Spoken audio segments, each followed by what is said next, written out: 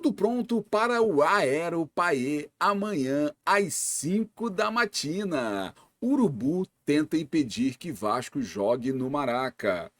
Detalhes e algumas reflexões sobre o empate de ontem diante do Bragantino.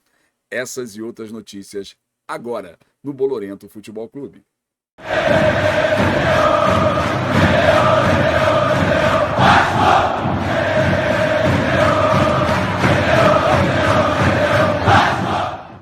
Olá Vascaíno, olá Vascaína, sejam todos muito bem-vindos. Eu sou Adailton Senna, mais conhecido como Dadá, e você está no Bolorento Futebol Clube, um canal de notícias do Vasco.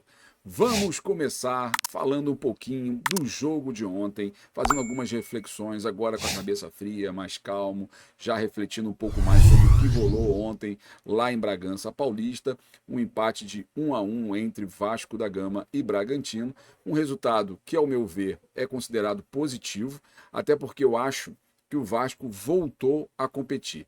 O Vasco não vinha... há 3 meses o Vasco não tinha uma sequência de pontuação em 2 jogos seguidos. A última vez aconteceu na 4ª e na 5ª rodada, quando ele empatou com o Fluminense e depois empatou com o Curitiba. Então já são mais de 3 meses que a gente não consegue pontuar em 2 jogos seguidos.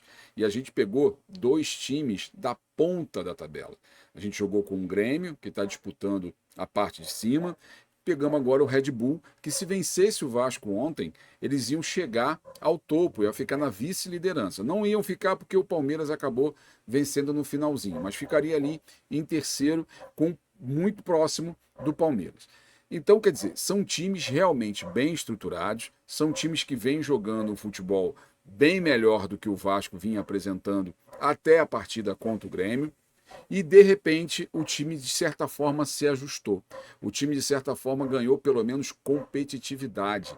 Isso que é o mais importante. A distância para a lanterna, ela aumentou, né? Agora a gente está um pouco mais longe do América e diminuímos a nossa distância para o 16º colocado. Então, assim, tivéssemos vencido ontem, tivemos muito próximos de vencer, a gente estaria praticamente por conta da partida contra o América para a gente sair da zona de rebaixamento. Mas com o empate a gente ficou um pouquinho mais distante, mas nada impossível. Ainda tem muito jogo pela frente e eu acredito que a gente vai, sem dúvida, conseguir sair desse atoleiro, principalmente se a gente jogar o que jogou o primeiro tempo de ontem. Foi um primeiro tempo muito bom. O Vasco realmente pressionou o Bragantino. O Vasco conseguiu impor o seu ritmo. Ficou recuado ali, ficou um pouquinho atrás, tentando jogar umas bolas longas, tanto pela ponta quanto para o Verratti no meio. Aliás, o Verratti bateu ontem o recorde de bola de duelos pelo alto do Vasco, com 11 duelos pelo alto que ele conseguiu vencer. Então, assim, é um estilo de jogo, e ontem eu reparei isso, a saída do Vasco, ela alternava entre as saídas com o Medel ali fazendo com os laterais, ou a bola longa para que o Verratti conseguisse dar uma raspada e deixar alguém em condição. Aquele gol que o Orediano perdeu no finalzinho do primeiro tempo foi uma jogada exatamente assim. O Verratti deu a casquinha, a bola sobrou para o Orediano, que infelizmente, com a perna direita que não é boa, colocou rente à trave, podia ter tocado para o meio, que o Peck só ia empurrar, e ali se a gente faz 2-0, a situação do jogo muda completamente, porque muito provavelmente o Bragantino ia se desesperar, principalmente se a gente virasse com 2-0, porque ali já estava no finalzinho do jogo. O Bragantino se desesperaria e a gente teria mais chances no segundo tempo. Ramon, na minha opinião, errou e errou feio nas substituições, ou pelo menos o que ele pensou deu totalmente ao contrário, porque acabou fazendo com que o Bragantino tomasse mais iniciativa, o Bragantino que já estava basicamente nas cordas no primeiro tempo, até fazer o gol de empate, e o Bragantino voltou ao jogo no segundo tempo após as substituições do Ramon. Então o Ramon, na minha opinião, ele errou e errou feio ali naquelas substituições. Ele poderia primeiro ter segurado um pouco mais os jogadores, até 20, 25 minutos. Ele trocou com 7, 8 minutos do primeiro tempo. E quem entrou? O Pumita, o Figueiredo e o Galarza. Nenhum dos 3 rendeu o que deveria render. Os três, pelo contrário, jogaram muito mal. Talvez o menos pior dos três que entraram tenha sido o Galarza.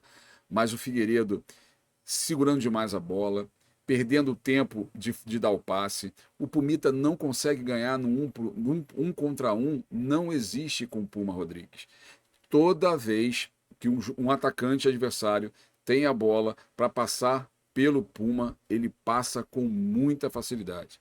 Isso é muito preocupante, faz com que o Vasco comece a pensar realmente, seriamente, na necessidade de ter um lateral direito que tenha características defensivas, porque a gente não tem esse lateral, e nem a parte ofensiva, que era considerado um ponto positivo dele, ele tem conseguido realizar.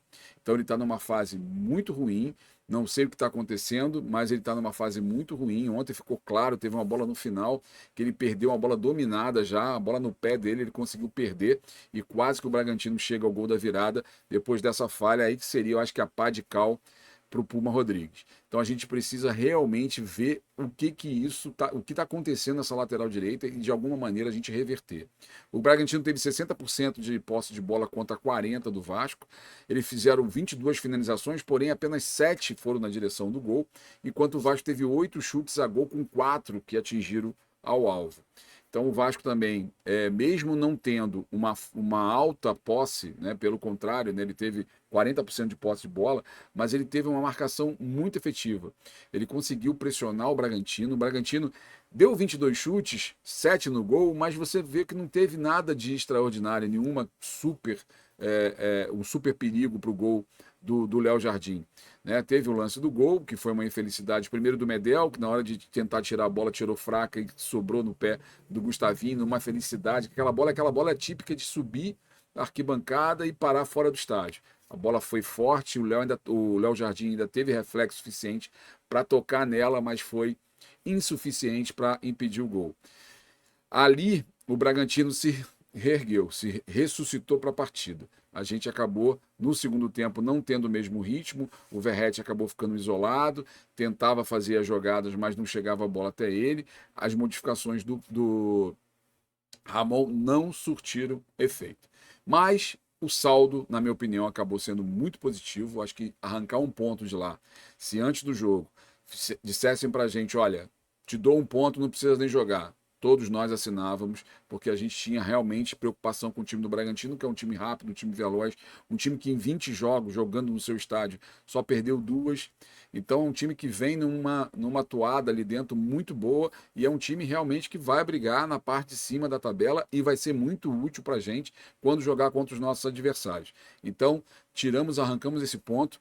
A fórceps, né? Foi uma coisa muito difícil, mas porque soubemos ali sofrer no segundo tempo, mas no final deu tudo certo e trouxemos um pontinho para casa, o que é que nós precisávamos fazer. Bom, mudando um pouco de assunto e falando da grande festa de amanhã no Aeroporto Internacional do Galeão, às 5h20 da manhã, horário programado para o Payet chegar ao Rio de Janeiro, chegar ao Brasil, e a torcida está preparando uma mega festa. Hoje eu já vi que vai ter bolinhas personalizadas. Então o pessoal está se organizando para realmente surpreender. O Payet, que quando saiu da França, mandou um videozinho, dando um recado em português para a torcida, já dentro do avião. Olá, torcida vascaína, estou chegando. Então, muito legal. Disse ele ontem, em uma entrevista para uma TV francesa, que ele está muito ansioso, que há muito que ele não se sente assim, tão ansioso para se apresentar a um clube. Então, ele está muito feliz de vir para cá e ele vai se surpreender. Ele não espera por essa recepção tão calorosa e tão forte que a torcida está preparando. E ele vai ficar mais ainda entusiasmado quando vê a festa no domingo no Maracanã. Não tenha dúvida. O cara vai pirar, porque amanhã está programada uma festa e vai deixar o cara realmente feliz, porque era o que ele tinha lá em Marseille. Ele tinha um carinho da torcida. Olympique é uma das maiores torcidas da França, tratavam ele realmente como um ídolo, ele era um ídolo de fato do Olympique, e ele tinha um carinho muito grande por parte da torcida. Então aqui, se ele já na chegada vai ter essa recepção, se ele jogar metade do que ele jogou na Europa no Brasil, ele vai voar. E aí, com certeza, ele vai sim cair no gosto da galera. E, porra, a torcida sabe fazer festa, a torcida vai carregar esse cara nos ombros. E aí a tendência agora é só a gente ganhar mais moral, ganhar mais força e o time cada vez mais conseguir sair disso. Outra declaração que ele falou que realmente foi muito importante, que ele disse que a escolha dele foi pelo futebol e não pelo dinheiro. Muitos dizem que ele não tinha mais mercado, que é uma grande balela. Ele tinha mercado sim, tanto na França, mas optou por não jogar em nenhum time francês para não ferir a torcida do Olympique de Marselha, e tinha a proposta da Arábia, mas ele optou pelo futebol e não pelo dinheiro, porque, de certa forma, ele já está com a vida resolvida. Então, isso não significa que ele venha ganhar pouco aqui. Mas o que a gente está querendo dizer é o seguinte: o Vietto abandonou o projeto do Vasco para ganhar 2.900.000 reais por mês numa Liga B da Arábia. Você acha que o Payet não tinha condições de ganhar o mesmo? Ele vai ganhar 3 vezes menos no Vasco. É um grande salário, talvez seja o maior salário até hoje pago pelo Vasco. Ok, mas ainda assim é um salário pequeno para ele que tem mercado, pelo menos na Arábia, para ganhar 3 vezes mais. E fez a opção de vir para cá jogar no Vasco. Então isso tem que ser, sim, muito valorizado. Como disse Ramon Dias na entrevista no jogo, logo após o jogo com o Grêmio: venha para cá quem queira jogar no Vasco, quem queira se sacrificar e ajudar o clube a sair dessa situação.